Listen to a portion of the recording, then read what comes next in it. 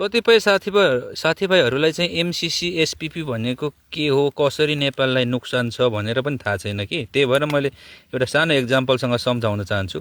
MCC र SPP भनेको चाहिँ के हो भनेर एउटा जमिनको उदाहरण दिएर तपाईँहरूलाई सम्झाउँछु है। र हर्कबातलाई चाहिँ एमसिसी एसपिपी किन मन पर्दैन।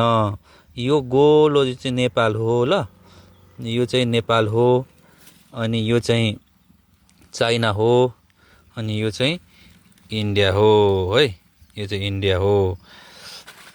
अब सानो एक्जाम्पल दिउँ है। यो चाहिँ के हो, तपाईँ एकजनाको, तपाईँको जमिन हो यो है। यो तपाईँको जमिन हो, मान्यौँ यो 1 बिघा जमिन तपाईँको हो, र यो तपाईँको छिमेकीको जमिन हो, चाइना तपाईँको छिमेकीको जमिन हो। यो चाहिँ तपाईँको छिमेकी एकदम छुच्चो छ है, यो पनि धनी छ, अनि यता पनि धनी छ है, यिनीहरू पनि धनी छ। यो तपाईँको इन्डिया, यो छिमेकीको जमिन हो, यो तपाईँको बिचको जमिन हो। तपाईँ चाहिँ अहिले अलिक गरिब छ, तपाईँको जमिन चाहिँ यो बाँझो छ है, यो बाँझो छ, यताको पनि एकदम धनी छ, यताको पनि धनी छ, यो चाहिँ बाँझो जमिन छ तपाईँको। अब यता यो अमेरिकाको एक्जाम्पल दिन्छु। तपाईँको धनी, यता पनि अर्को धनी, एकदम लोभी अनि छुच्चो छ है यता चाहिँ। यो तपाईँको छुच्चो लोभी धनी मान्छेले चाहिँ तपाईँलाई के भन्दैछ भने, मेरो यहाँदेखि यहाँ त अब तपाईँको जमिनसम्म टाढो छ।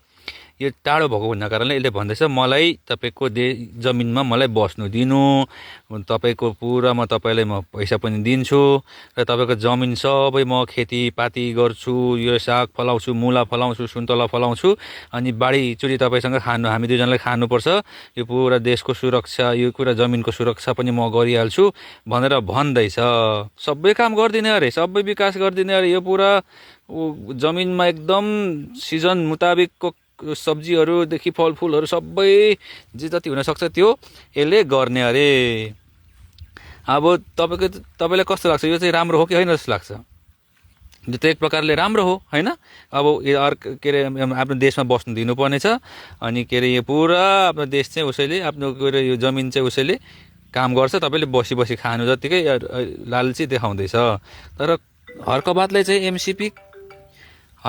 चाहिँ एमसिसी किन मन पर्दैन भन्दाखेरि चाहिँ, अब हेर्नुहोस् है, यो पनि तपाईँको छुच्चा छ, यो पनि छुच्चै छ।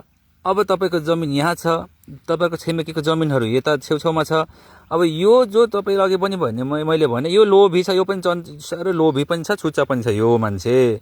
अब यो मान्छेले यहाँ आएर खेतीपाती गर्नु थालेपछि यो मान्छेलाई फेरि यसको पनि लोभ लाग्ला, कहिले यताको छिमेकीको बारीमा के चोर देला, घरि यताको छिमेकीको बारीमा के चोर देला। अब यो छिमेकीको बारीमा मान्नु यो चाइनाको जमिनमा गएर उसले केही न केही गरिदियो, झिस्काइदियो भने यो तपाईँको चाइनाले त भरे खुकुरी लिएर आएर तपाईँकै घरमा आउने हो, किनभने तपाईँकै घरमा शरण दिएको छ होइन त्यो मान्छेलाई। त्यही भएर चाहिँ झगडा चाहिँ कसरी हुन्छ भन्दाखेरि त्यही कारणले चाहिँ जो हर्कबातलाई चाहिँ एमसिसी एसपिपी मन नपरेको हो। एसपिपी एमसिसी नेपालमा राख्नु भनेको छिमेकीले यता परेवाको खेती गर्दैछ, परेवा पालन गर्दैछ, यता तपाईँ चाहिँ बिचमा बसेर चिलको पालन गर्नु राम्रो होइन भन्नु खोजेको। तपाईँले यहाँ चिल पाल्नुभयो, यता पनि परेवा छ, यता पनि परेवा छ, तपाईँको चिलले यताको परेवालाई खाइदिन्छ, यताकोलाई नै खाइदिन्छ। त फेरि यो यहाँको मालिक रिसाएर तपाईँको त्यो चिललाई मार्नुको लागि त यतै गोली हान्छ नि त, त्यसले यसरी चिल मार्नुको लागि त यतै गोली हान्छ। चिलको गुण त यहीँ तपाईँसँगै छ। त्यही भएर चाहिँ झगडा हुन्छ, अशान्ति हुन्छ।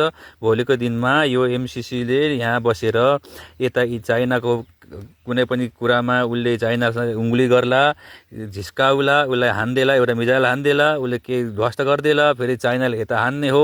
त्यतिखेर चाहिँ हामी त छेउछाउमै बसेको हुन्छ होइन, हाम्रो चाहिँ भाग हुन्छ है। त्यही भएर चाहिँ हर्कबातले एमसिसी र एसपिपी मन नपरेको हो। र यदि अमेरिकाले नेपालको भलाइ चाहेको भए एमसिसी मात्रै ठिकै छ त, एमसिसी होइन, एमसिसी मात्रै पास गरेर एसपिपी चाहिँ पास नगर्दा पनि हुने। तर किन उसले एसपिपी पनि ल्याउनु खोज्दैछ त? सेना चाहिँ किन आउनु खोज्दैछ त? सुरक्षामाथि पनि उसले किन कब्जा गर्नु खोज्दैछ त? यो कुरा चाहिँ बुझौँ यहाँ अब ऊ बन्दुक बोकेर आएपछि यता पनि गोली हान्नु सक्छ, यता पनि गोली हान्नु सक्छ। यिनीहरूसँग गोली हान्नु भनेको फेरि भरे यिनीहरूले पनि यता हान्छ, यिनीहरूले यता हान्छ, हामी बिचमा भाग हो। त्यो एमसिसीको मान्छेहरू, एसपिपीको अमेरिकन सेना त जमिन मुनि लुक्छ यसरी, हामीलाई त बङ्कर बनाइदिँदैन होला होइन। उनीहरू त यहाँ बङ्करभित्र लुकेर, पाहाडको भित्र लुकेर बाँच्छ, तर हाम्रो त बङ्कर त हुँदैन। जो के अरे कतिपय हाम्रो त्यस्तो खालको हैसियत पुगेको छैन बिल्डिङ घर पनि बनाउने, कसरी सेफ रुम बनाउन सकिन्छ हामीले। त्यही भएर अगर एउटा वार भयो भने हामीलाई साह्रो पर्छ भनेर चाहिँ मन नपराएको हो है साथी हो।